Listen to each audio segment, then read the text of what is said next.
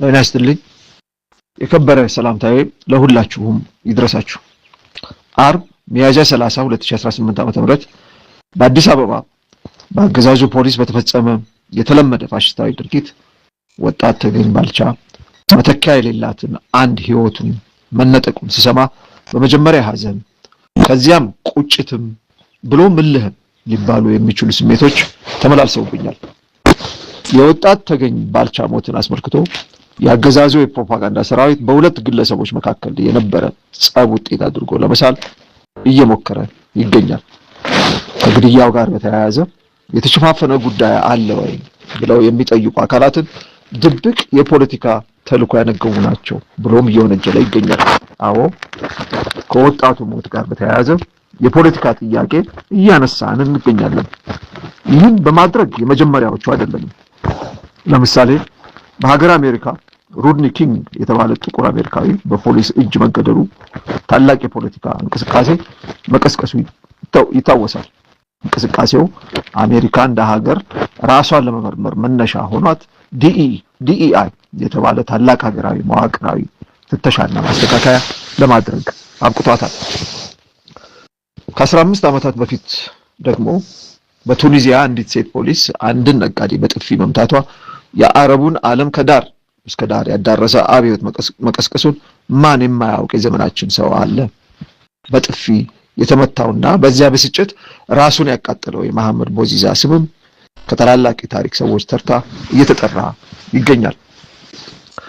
የተገኝ ባልቻን ስም ስንጠራ የተለየ ተንኮል፣ የተለየ ፍላጎት፣ የተለየ ሴራ ስላለን አይደለም። ስሙን የምንጠራው በሱ ውስጥ መሐመድ ቦዚዛ ወለል ብሎ ስለሚታየን ነው። መሐመድ ቦዚዛን ያጠቃችው አንዲት ሴት ፖሊስ ብቻ አልነበረችም። ፖሊሷን የፈጠረው ስርዓቱን የወለደ እሳቤ ነበር ዋናው አጥቂው። በተገኝ ባልቻ ውስጥም ተመሳሳይ እውነት ይታየናል። ተገኝ ባልቻ መሐመድ ቦዚዛም አነስተኛ ነጋዴዎች ነበሩ። ፖለቲካ ጋር ድርሽ ብለው አያውቁ። ሁለቱንም የሚኖሩበት የፖለቲካዊ ስርዓት ግን አትሰሩም ብሏቸዋል። እነሱ ወደ ፖለቲካ አልሄዱም። ፖለቲካ ግን አሳዶ አግኝቷቸዋል። የመስራት መብታቸውንም ነጥቋቸዋል። ለምን ይነጥቃቸዋል ብለን ስንጠይቅ የኢትዮጵያና የቱኒዚያ ፖለቲካ ብዙ ልዩነቶች ቢኖራቸውም የሁለቱም ሀገራት ገዢዎች ግን ፖለቲካን ንግድን ከፖለቲካ ጋር በማጋበት ረገድ አንድ መሆናቸውን እንደርስበታለን። ይህ አካሄድ ፖለቲካ ለንግድ፣ ንግድ ለፖለቲካ ሊባል የሚችል ነው።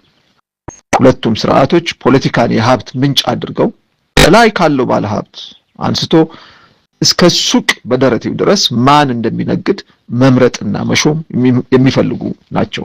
መሐመድም ተገኝም ሳይመረጡና ሳይሾሙ ነበር ወደ ንግዱ ዓለም የገቡት። ዋጋም አስከፍሏቸዋል። ለመሐመድ የፖለቲካ አላዋቂነቱ፣ ለተገኝ ብሔሩ ለመመረጥና ለመሾም አላበቃቸውም። መሐመድ የገዢው ፓርቲ አባል ቢሆን ኖሮ በተመረጠ ቦታ ላይ ለመደገፍ ፍቃድ ያገኝ ነበር። የተገኝ ባልቻ ግን ከበድ የሚል ነው። ባለንበት ዘረኛ ስርዓት በተመራጩ ብሔር ውስጥ አልተወለደም። ስለዚህም ሱቁ ሲፈርስ ያንን የሚያካክስበት ነገር አልተሰጠውም። እንዲያውም ወደ ውድቀት አዙሪት ውስጥ እንዲገፈተር ነው የተደረገው። ከዚህ የምንማረው አለ። ከፖለቲካ መደበቅ ይቻላል። ሁሌም ቢሆን ግን ፖለቲካ ፈልጎ ያገኛል። በተለይ ለአዲስ አበባ ህዝብ ይህ ግልጽ ሊሆንለት ይገባል። በአዲስ አበባ እንደተገኝ የብሔርን መስፈርት የማያሟላ ነጋዴ ውሎ አድሮ በሩ መንኳኳቱ አይቀርም። ይህ ስርዓት እስካለ ድረስ የጊዜ ጉዳይ ብቻ ነው። አዲስ አበባ መኖር በራሱ ፖለቲካ የሆነበት ልዩ የታሪክ ምዕራፍ ላይ ነው በዚህ ወቅት ያለ ነው። ገዢዎቻችን አዲስ አበባን ባለቤቱ ለሚሉት ለመመለስ እያደረጉ ያሉት እንቅስቃሴ በፖለቲካ ወይም በህግ ሊፈጸም እንደማይችል ጠንቅቀው የሚያውቁት ነው። የወለዳቸውና ያሳደጋቸው ኢህአዴግ ተከራክረው ይህንን ለመፈጸም የሚያስችላቸው መሰረት አልሰጣቸውም። ልምምጥም ክብራቸውን ይነካባቸዋል።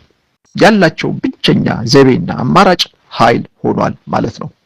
የአዲስ አበባ ፖሊስ እዚህ ጋር ነው ትልቁ ስዕል ውስጥ የሚመጣው። አዲስ አበባ ፖሊስ የገዢዎቻችን ህልም ማስፈጸሚያ መዶሻ ነው። የፖሊስ ሁለት ዋና ተግባራት ህብረተሰቡ ከቤት በሰላም ወጥቶ እንዲመለስ ማስቻልና ወንጀልን መከላከል ናቸው። እንዲህ አይነት የፖሊስ ኃይል እንዲኖር ከተፈለገ የመከላከያ ጀነራል አናቱ ላይ እንዲቀመጥ አይደረግም። ባለሙያ እንዲመራው ነው የሚደረገው።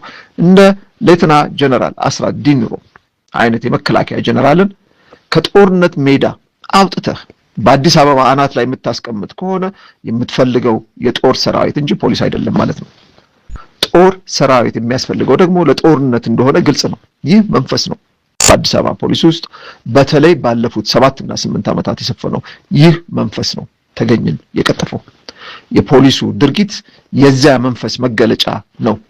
ድርጊቱ እንጂ ግለሰባዊ፣ መንፈሱ መንግስታዊ ነው። የአዲስ አበባ ችግር ስርዓታዊ ነው። ህገ መንግስቱ የወለደው ነው። መፍትሄውም ስርዓታዊና ህገ መንግስታዊ ነው። ይህ ቋጠሮ እስከሚፈታ ድረስ ብዙ ተገኝ ባልቻዎችን አይተናል፣ ወደፊትም እናያለን። የአዲስ አበባ ህዝብ ሆይ መታገል አለብህ። ዕውቀቱም ችሎታውም አቅሙም አለ። ቸሩ ፈጣሪ የተገኝ ባልቻን ነፍስ በአጸደ ገነት ያኖርልን። ቤተሰቦቹና ወዳጆቹን ብርታቱንና መጽናናቱን ይስጥልን። ፈጣሪ ሀገራችንን ይጠብቅልን። ግንቦት 2 2018 ዓ.ም እስክንድር ነጋ ከትግል ሜዳ። አመሰግናለሁ።